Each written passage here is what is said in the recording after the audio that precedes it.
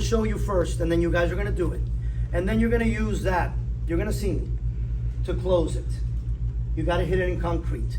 So I'm here and I have time. Again, mine's in my pouch. I have to pull it from there. You have it in your pocket, you have it here. Okay, you're still gonna do this first, but then you're gonna slide it here.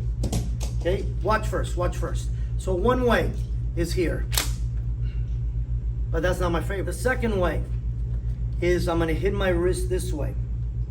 That's one of the better, more tactical ones. I'm ready to strike. Coming at me, I could either hit the wrist or the forearm. So he's gonna run into it.